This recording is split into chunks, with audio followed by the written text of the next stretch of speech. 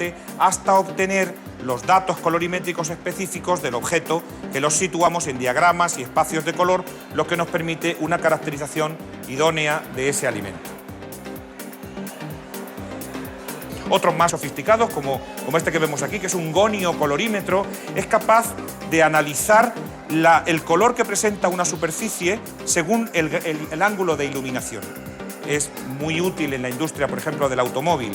Otros sistemas muy avanzados, como este videocolorímetro, mide el color online. Es posible aplicarlo, por ejemplo, en la toma de decisiones online en el procesado de alimentos. Digamos, decidir la madurez de una línea de tomates para que se utilicen como zumo o para que se vendan o se comercialicen como tomate fresco. Toda esta investigación finalmente se traduce en proyectos científicos de investigación aplicada.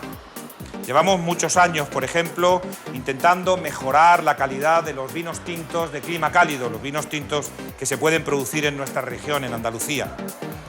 Uno de los principales problemas que tiene el vino tinto que se cultiva, la uva que se cultiva en clima cálido, es que los vinos que se producen tienen un color que puede ser intenso, pero no es duradero, no es estable. Por razones de una maduración excesiva y demasiado rápida de la uva, los antocianos característicos de la piel de la uva no se mantienen lo suficientemente estables en el vino que se elabora a partir de ella. De tal manera que se pueden obtener de manera natural vinos jóvenes que se consumen pronto de mucha calidad, pero ya no es tan fácil que estos aguanten el proceso tan agresivo que significa la crianza en madera. Basándonos en la utilización de productos naturales que son residuos, subproductos de la propia industria enológica, como la semilla de uva o las virutas de madera de la elaboración de los toneles, nos permiten aumentar en el vino la cantidad de copigmentos, compuestos incoloros, fenólicos, que pueden proteger a los compuestos coloreados. Ambas moléculas son muy planas y es posible entonces que se acerquen mucho cuando están en disolución, de tal forma que se forma un sándwich molecular. Este sándwich protege al antociano, mejorando enormemente la estabilidad del color. Esto permite a las bodegas de Andalucía poder obtener vinos de gran calidad que han sido sometidos al proceso agresivo del envejecimiento en madera. La Unión Europea es consciente del cambio climático y de las consecuencias que tendrá. Quiere que estemos todos preparados para ello, de manera que ha puesto en marcha un proyecto que recogerá a través de 8 satélites datos del clima hasta el año 2025. Conciencia ha estado en el Centro Europeo de Meteorología para ver cómo se desarrolla este proyecto en el que Andalucía aportará datos sobre las cuencas hidrográficas. Magdalena Alonso Balmaseda es doctora en física y experta en predicciones meteorológicas a largo plazo. Otra de sus parcelas de estudio es la influencia del océano en el clima. Es la jefa de predicción del Centro Europeo Meteorológico, que gestiona los datos del proyecto europeo Copérnico, en el que participa Andalucía. Copérnico son los ojos de la Unión Europea en la Tierra para controlar el cambio climático y lo hace a través de satélites. Magdalena Alonso es una de las encargadas de interpretar esos datos que llegan desde el espacio y desde los centros de observación de la Tierra que hay en los diferentes países de la Unión.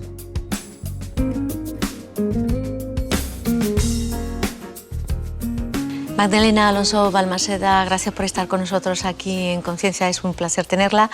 La meteorología y el Copérnico, ¿qué nos está diciendo del cambio climático? La observación es esencial y las observaciones de satélite son la base de cualquier predicción, lo que llamamos predicción inicializada, porque necesitamos saber qué hay ahora, qué pasa ahora, cómo está el sistema Tierra ahora, para poder hacer la predicción en el futuro.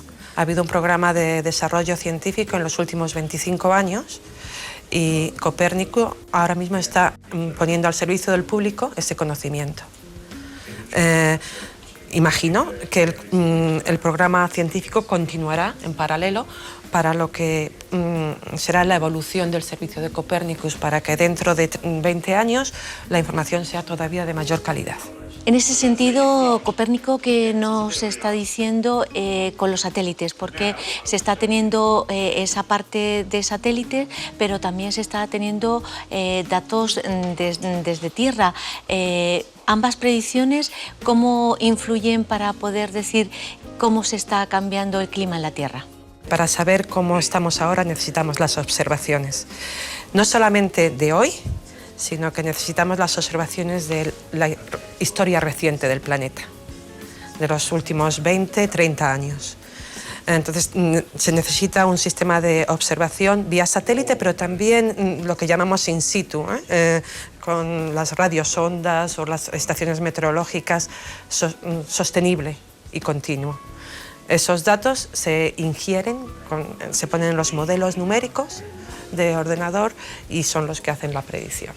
Pero además de esos datos de satélite, como ha dicho, también hay que tener otras cuestiones en las regiones. Hay grupos como en Andalucía que se están dedicando y dando datos a Copérnico sobre, por ejemplo, el tema de las avenidas. ¿Cómo se conjugan todos estos datos? Bueno, hay muchas vertientes. Uno de ellos es, por ejemplo, si tenemos la predicción estacional o la predicción mensual, que también tenemos predicción mensual o predicción meteorológica a 10 días. Algo que el paradigma en el que funcionamos es el paradigma de preparados, listos, ya. La predicción mensual te va a decir, tened cuidado, a lo mejor este otoño va a llover mucho. La predicción mensual, con unas semanas de antelación, te dices, hay que estar más o menos preparados o no, olvidaros que esto era una falsa alarma. Y la predicción meteorológica te va a decir, ya, actuar, evacuar o cortar el tráfico, avisar a los servicios de emergencia. Claro, para tener eso, esa cadena, se necesita un nivel de información regional y bastante intenso, que no lo podemos permitir actualmente en los modelos globales. Entonces se necesita tener como sucursales regionales. Entonces en el grupo de Andalucía, el grupo de EFAS, pueden obtener los datos que utilizamos nosotros o que producimos nosotros e intentar afinarlos para Andalucía. Pero en ese proceso de afinamiento necesitan calibrar y la calibración se hace con los datos de los satélites que realmente pueden observar con muchísimo detalle. Entonces el proceso de calibración se llama downscaling o regionalización, es una combinación de modelos numéricos globales pero también de datos de satélite para calibrar bien. ¿Qué ciencia se está haciendo en Copérnico? Copérnicus va a dar información. Una cosa es la información, otra cosa es la interpretación y otra faceta completamente distinta es actuar de acuerdo con esa información. Y ese proceso de actuar, Copérnicus no puede hacer nada. Pero para actuar se necesita información de primer grado. Hay problemas, una información que no sea buena es nociva. Copérnicus se encargaría de dar una información lo mejor que se pueda. Hace el papel de control de calidad. La información más novedosa, con los mejores modelos, con las mejores herramientas, con los mejores satélites, ofrecérsela al público. Los satélites de Copérnico están dando muchísimos datos. Ya hablábamos de esa posible predicción en 2020-2025 sobre una predicción de un año, incluso con los océanos, incluso con la arqueometeorología. Todo ello, ¿qué nos puede decir para ese futuro de la Tierra y el cambio climático?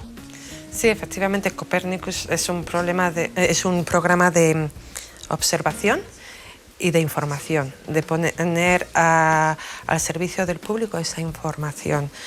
El clima es un sistema complejo en el que intervienen muchísimos factores, no solamente la atmósfera. El océano es importantísimo para regular la respuesta del clima a cualquier perturbación, al CO2, pero también lo que los humanos podamos estar haciendo contribuyendo a la polución y a la composición atmosférica.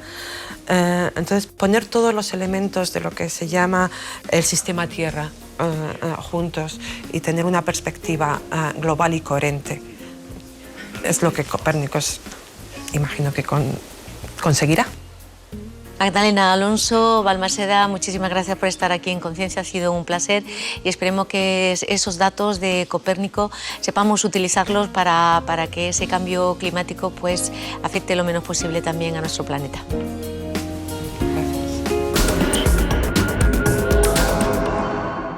Afortunadamente tenemos una comunidad autónoma que genera muchísima investigación y muchas noticias relacionadas con la ciencia. Vamos a conocer ya alguna de ellas de forma más breve. Profesores e investigadores del Departamento de Geografía de la Universidad de Málaga han editado una publicación en la que alertan sobre el peligro de inundaciones en áreas habitadas de la provincia malagueña, los factores desencadenantes y las recomendaciones para abordar el problema. Reforestar, intensificar la cubierta vegetal, mejorar las redes de drenaje e incrementar la capacidad de evacuación de pluviales en zonas urbanas son algunos de los consejos. Expertos de la Universidad de Huelva y miembros del Campus de Excelencia Internacional del Mar trabajan en analizar el efecto real de diferentes escenarios ambientales sobre la abundancia del voraz o besugo de la pinta en el estrecho de Gibraltar.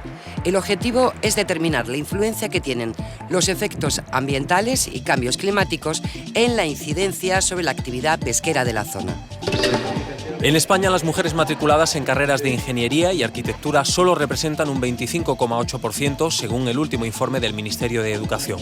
Por eso, investigadoras de distintas universidades proponen algunas iniciativas: informar a las niñas sobre las profesiones de ingeniería desde primaria, familiarizarlas con asignaturas amenas sobre este campo, apostar por la visibilidad de la mujer en la ciencia y un aprendizaje basado en proyectos. Novena campaña Aswan en Egipto. El grupo de arqueología de la Universidad de Jaén vuelve a la necrópolis hasta el 17 de marzo. El director del proyecto, Alejandro Jiménez, piensa que va a ser una expedición que aportará datos de la historia del antiguo Egipto.